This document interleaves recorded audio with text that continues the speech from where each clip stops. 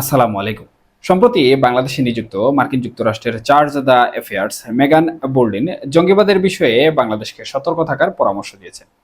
তার এই মন্তব্য দেশের বর্তমান অন্তর্বর্তীকালীন সরকার, বিশেষ করে তাদের নিরাপত্তা নীতি এবং আসন্ন নির্বাচন প্রক্রিয়াকে ঘিরে বেশ কিছু গুরুত্বপূর্ণ প্রশ্ন ও আলোচনার জন্ম দিয়েছে।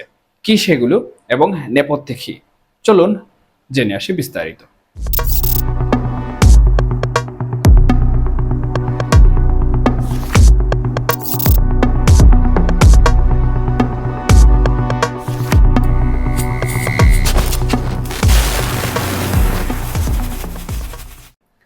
প্রথমে আসি মেগান বোল্ডিনের মন্তব্যের দিকে। তিনি খুব স্পষ্টভাবেই বলেছেন যে প্রতিটি দেশই কম বেশি সন্ত্রাসবাদ ও জঙ্গিবাদ হামলার ঝুঁকিতে থাকে এবং বাংলাদেশও এর ব্যতিক্রম নয়। তিনি একই সাথে এটাও উল্লেখ করেছেন, বিগত আওয়ামী লীগ সরকারের আমলে অনেক রাজনৈতিক নির্যাতন ও নিপীড়নকে বিভিন্ন খাতে প্রবাহিত করার উদ্দেশ্যে জঙ্গিবাদ বলে অভিহিত করা হয়েছিল। তবে এই মন্তব্যের পরপরই তিনি জোর দিয়ে বলেছেন, তারপরও বাংলাদেশকে এই বিষয়ে সতর্ক থাকা উচিত। এর পাশাপাশি তিনি বাংলাদেশের নিরাপত্তা খাতে যুক্তরাষ্ট্রের সহযোগিতার প্রতিশ্রুতি দিয়েছেন এবং বিভিন্ন নিরাপত্তা সংস্থার মধ্যে পারস্পরিক সমন্বয় ও তথ্য আদান প্রদানের উপর গুরুত্ব আরোপ করেছেন। অন্যদিকে আমাদের স্বরাষ্ট্র উপদেষ্টা লেফটেন্যান্ট জেনারেল অবসরপ্রাপ্ত মোহাম্মদ জাহাঙ্গীর আলম চৌধুরী দাবি করেছেন, বাংলাদেশে বর্তমানে কোনো জঙ্গিবাদ নেই। তবে তিনি এটাও বলেছেন, মাঝে মধ্যে নিষিদ্ধ ঘোষিত রাজনৈতিক দলগুলো মিটিং মিছিলের চেষ্টা করে, যা আইনশৃঙ্খলা বাহিনী কঠোরভাবে প্রতিহত করছে। তিনি আরও বলেছেন, শুধু সন্ত্রাসবাদ নয়, যে কোনো ধরনের অপরাধ মোকাবেলায় আইনশৃঙ্খলা বাহিনী সর্বোচ্চ সতর্ক অবস্থায় রয়েছে। এই দুই পক্ষের মন্তব্যের মধ্যে এক ধরনের সূক্ষ্ম পার্থক্য লক্ষ্য করা যায়। আন্তর্জাতিক মহল বাংলাদেশের অভ্যন্তরীণ নিরাপত্তা পরিস্থিতিকে হয়তো একটু ভিন্নভাবে দেখছে, আর আমাদের সরকার বিষয়টাকে আর একটু দৃঢ়ভাবে সামাল দেওয়ার কথা বলছে। মেগান বোল্ডিনের মতো একজন উচ্চপদস্থ কূটনীতিকের এই ধরনের মন্তব্য অবশ্যই অন্তর্বর্তীকালীন সরকারের উপর একটি নির্দিষ্ট চাপ সৃষ্টি করে। এর কয়েকটি কারণ রয়েছে। প্রথমত, নিরাপত্তা খাতে সহযোগিতা। যুক্তরাষ্ট্র বাংলাদেশের নিরাপত্তা খাতের অন্যতম প্রধান অংশীদার। তাদের এই ধরনের সতর্কবার্তা এবং একই সঙ্গে সহযোগিতার প্রস্তাব বাংলাদেশকে তাদের নিরাপত্তা কৌশল পুনঃবিবেচনা করতে প্রভাবিত করতে পারে। বিশেষ করে সন্ত্রাসবাদ দমনের ক্ষেত্রে তাদের পরামর্শগুলো উপেক্ষা করা অন্তর্বর্তীকালীন সরকারের জন্য অনেকটাই কঠিন হবে। দ্বিতীয়ত, আন্তর্জাতিক গ্রহণযোগ্যতা। একটি গ্রহণযোগ্য ও স্বচ্ছ নির্বাচন অনুষ্ঠান নিশ্চিত করা অন্তর্বর্তীকালীন সরকারের মূল ম্যান্ডেট।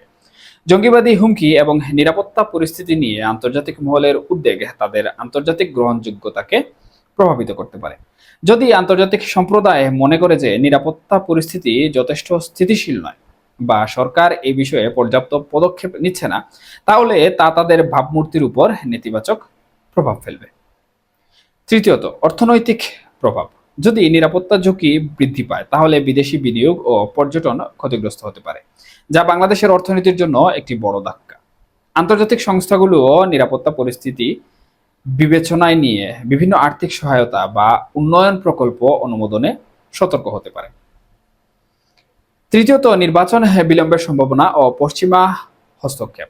যদিও মেগান বোল্ডিনের মন্তব্য সরাসরি নির্বাচন বিলম্বের কথা বলেনি, তবে এর একটি পরোক্ষ প্রভাব থাকতে পারে। যদি আন্তর্জাতিক সম্প্রদায় মনে করে দেশের নিরাপত্তা পরিস্থিতি এমন নয় যে একটি অবাধ, সুষ্ঠু ও অংশগ্রহণমূলক নির্বাচন সম্ভব, তাহলে তারা নির্বাচন পেছানোর জন্য চাপ দিতে পারে।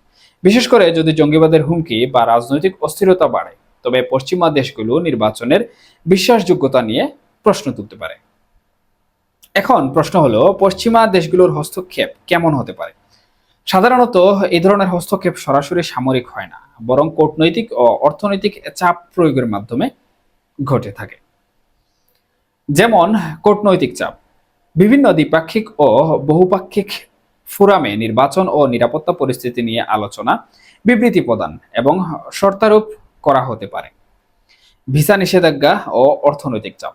যদি নির্বাচন প্রক্রিয়া প্রশ্নবিদ্ধ হয়, বা মানবাধিকার পরিস্থিতি খারাপ হয়, তাহলে ব্যক্তিবিশেষ বা নির্দিষ্ট প্রতিষ্ঠানের উপর ভিসা নিষেধাজ্ঞা আরোপ করা যেতে পারে। অর্থনৈতিক সহায়তায় কাটছাট বা ঋণ প্রদানে কঠোরতা আনা হতে পারে। গণতান্ত্রিক সংস্কারের আহ্বান। পশ্চিমা দেশগুলো গণতন্ত্র, আইনের শাসন এবং মানবাধিকার পরিস্থিতির উন্নতি সাধনের জন্য চাপ অব্যাহত রাখবে।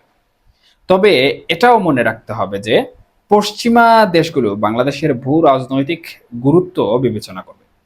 বিশেষ করে এই অঞ্চলে চীনের ক্রমবর্ধমান প্রভাব মোকাবেলায় বাংলাদেশের অবস্থান খুবই গুরুত্বপূর্ণ। তাই তাদের হস্তক্ষেপ ভারসাম্যপূর্ণ হওয়ার সম্ভাবনা বেশি, যাতে তারা পুরোপুরি বাংলাদেশ থেকে মুখ ফিরিয়ে না আনে। মেগান বোল্ডেন তার মন্তব্যে আওয়ামী লীগ আমলের রাজনৈতিক নির্যাতনকে জঙ্গিবাদ বলে অভিহিত করার প্রবণতার কথা উল্লেখ করেছেন। এ বিষয়টি বর্তমান প্রেক্ষাপটের সাথে তুলনীয় এবং আওয়ামী লীগ সরকারের আমলে জঙ্গিবাদ শব্দটি প্রায়শই বিরোধী দল দমনে ব্যবহৃত হয়েছে বলে অভিযোগ রয়েছে। এর ফলে প্রকৃত জঙ্গিবাদী হুমকিতে চিহ্নিত করা এবং মোকাবেলা করা কঠিন হয়ে পড়েছিল। বর্তমান অন্তর্বর্তীকালীন সরকারেও একই অভিযোগের মুখোমুখি হতে পারে, যদি তারা রাজনৈতিক অস্থিরতাকে জঙ্গিবাদের ছদ্মবরণে দমন করার চেষ্টা করে। দ্বিতীয়ত, আন্তর্জাতিক পর্যবেক্ষণ। আওয়ামী লীগ সরকারের সময় আন্তর্জাতিক মহল থেকে মানবাধিকার লঙ্ঘন, গুম, বিচার বহির্ভূত হত্যাকাণ্ড এবং নির্বাচনের স্বচ্ছতা নিয়ে ব্যাপক সমালোচনা হয়েছিল। অন্তর্বর্তীকালীন সরকার এখন আন্তর্জাতিক পর্যবেক্ষণের কেন্দ্রবিন্দুতে রয়েছে।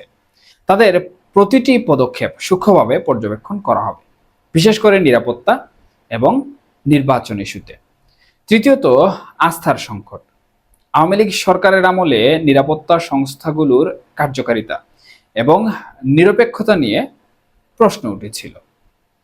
মেগান বোল্ডেন বিভিন্ন নিরাপত্তা সংস্থার মধ্যে সমন্বয় ও তথ্য আদান প্রদানের উপর জোর দিয়ে সম্ভবত এই আস্থার সংকট দূর করার ইঙ্গিত দিয়েছেন। অন্তর্বর্তী সরকারের জন্য এটি একটি চ্যালেঞ্জ। তারা কিভাবে আন্তর্জাতিক মহলে আস্থা অর্জন করবে সেই বিষয়টি।